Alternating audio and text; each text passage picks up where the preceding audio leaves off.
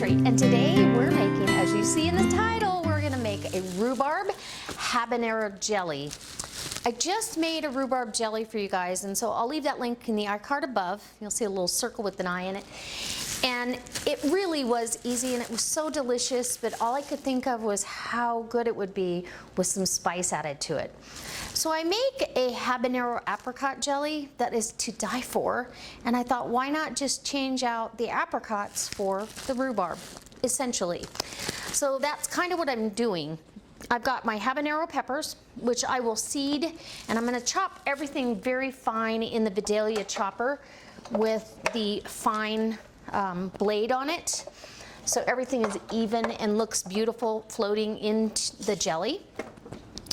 I've got 8 cups of rhubarb that I've chopped. I picked it yesterday and cleaned it and chopped it all up into bite-sized pieces. But this is going to strain through a jelly bag, so you're going to cook this down. I'm going to add 1 quart of water to that, and that's going to cook until this is nice and soft and I can strain that through. And then we can start the jelly process. Now, you can do jelly with powdered pectin or with liquid pectin, either way. I do my other habanero jelly with the liquid pectin, but I did the rhubarb one with the powdered pectin, so it's kind of a toss-up which one I want to use. And I think today I'm going to go ahead and use liquid pectin because I have that, and it might give you another option of how you could do it. So I've got red onion here, 1 sweet bell pepper to add another element of sweetness. This purple pepper or purple onion floating in that jelly is going to be so beautiful. You guys, I can guarantee you're going to love this. And then we're going to need our sugar, and that is going to be 8 cups of sugar.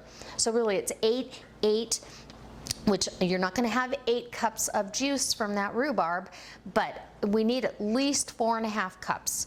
And then you're going to need 3/4 of a cup of the onion, the peppers, and we're ready to go. There you go. So let's get started. And 2 pouches of liquid pectin. So I'm going to cook this down. We're ready to strain. I'll bring you back. Don't forget to check the links, because I'll leave you a link to this heavy enamel cast iron Dutch oven that I use all the time for my jellies. I just made jambalaya in it yesterday. It's been a workhorse. I've had it for years and I love it. It lives on my stove, so it's at my fingertips anytime I need it.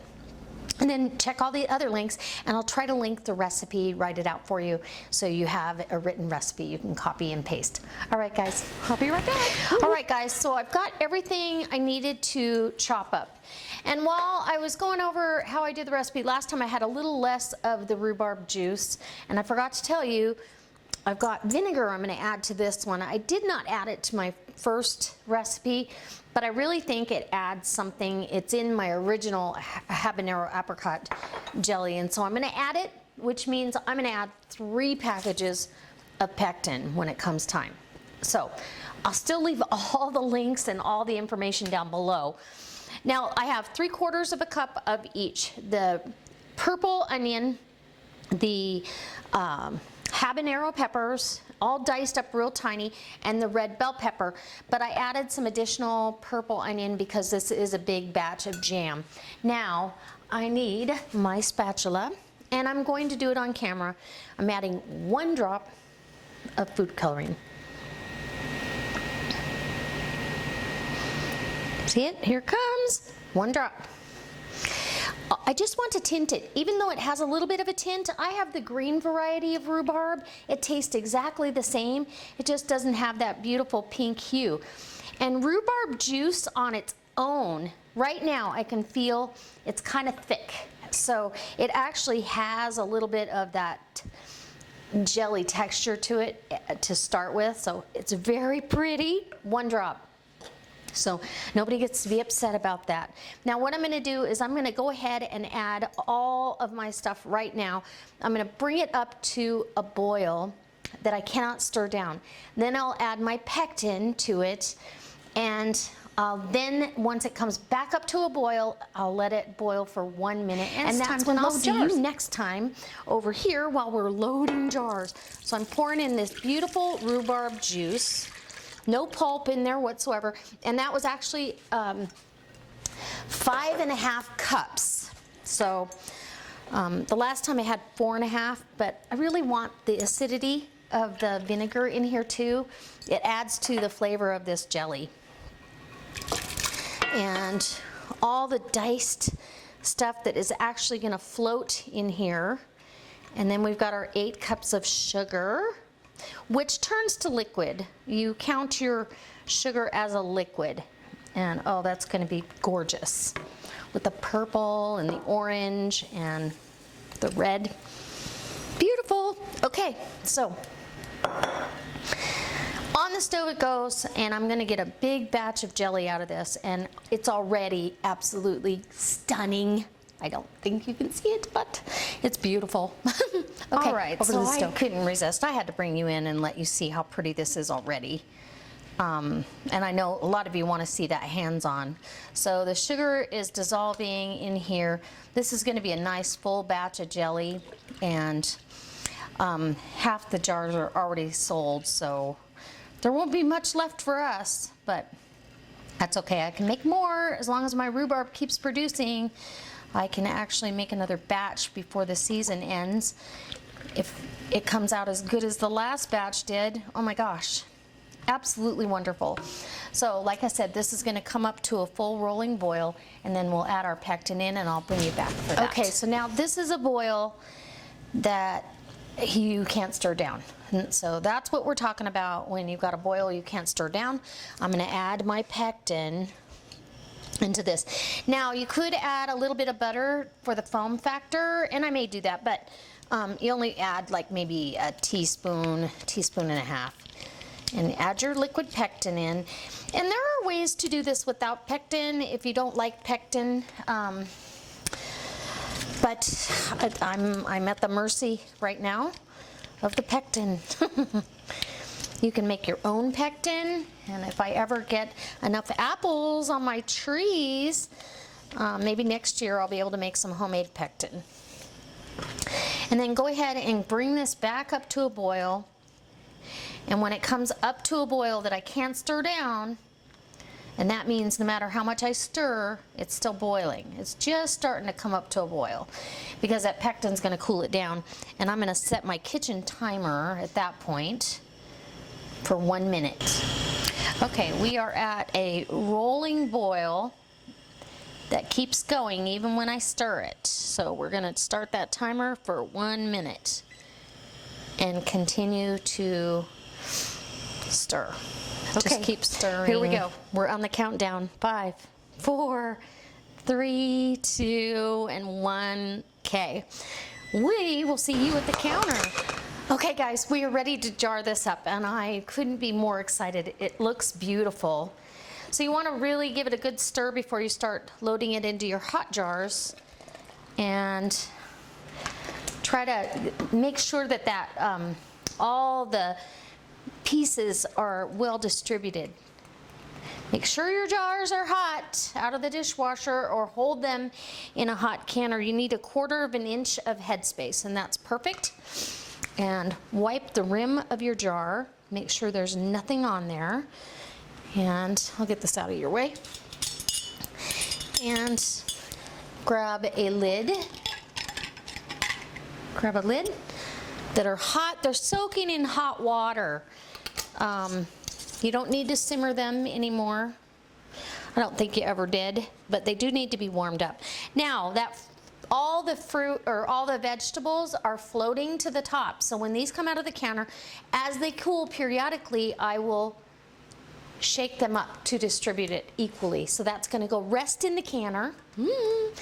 And oh, it's going to be beautiful. It looks like pink lemonade. Okay, I'm going to load the rest of these jars. I'll bring you in close. Okay, so here we have our next jar. And look at how pretty. And 12-ounce jars are a great size if you're going to sell jellies, because it's enough to do a big recipe if you're using it for cooking, but it's not so much that you can't use it up in a fair amount of time. Now this will keep in the pantry for at least a year, if not more. And once you open it in the refrigerator, it will keep for months.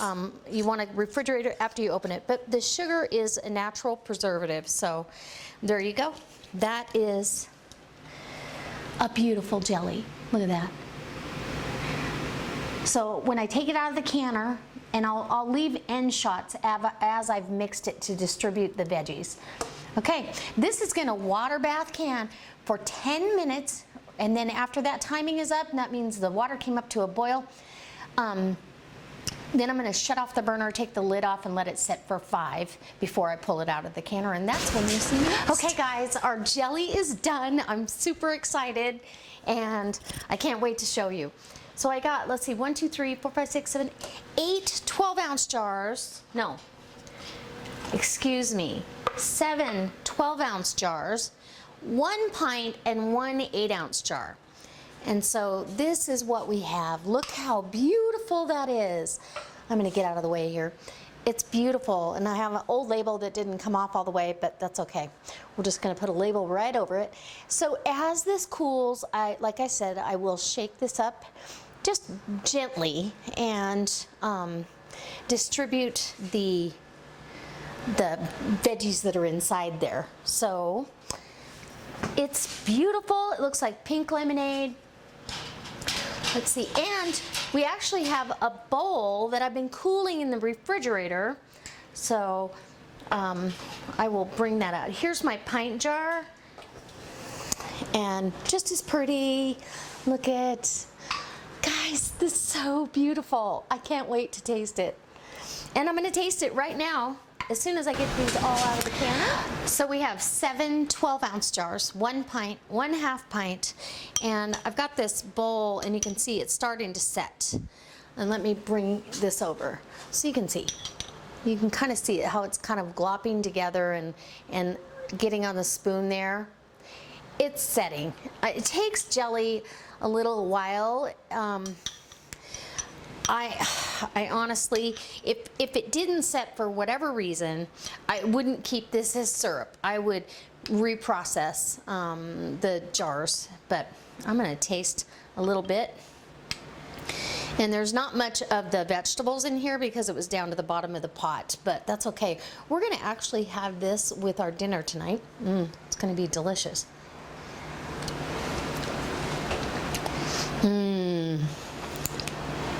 First thing you get is warmth from the pepper, and then sweet. It's not hot. It's got some warmth, I will say, but it's not hot or unbearable. It's delicious. And that rhubarb back hint, it is super good. I'm so excited. This has been such a success, and I truly hope you enjoy this. I hope that if it inspires you to do your own home canning, that you'll try one of these recipes like this. Go to a reputable source like the Ball Canning Book, or there's some online sources you can go to and get information for free to do safe home canning. And don't use anybody's stuff as how to do it completely. And especially, I would just rather you use my videos on how to, or have it as a guideline of procedure and what you do in what order, not necessarily how to do it exact, because I'm not a professional, and but I've been doing this a very long time, and this is how I stock my pantry. So, as always, guys, I can't wait to see you next time for another delicious recipe, a garden update, I just did one, or maybe we've got a canning or cooking from scratch from our home canned pantry. All right, I'll leave you a poll card up there above and see what you want to see next. More home canning, cooking from our home canned pantry, how I use things from there, preserving in different ways, maybe, and maybe some camping vlogs. All right, guys, I can't wait to see you next time.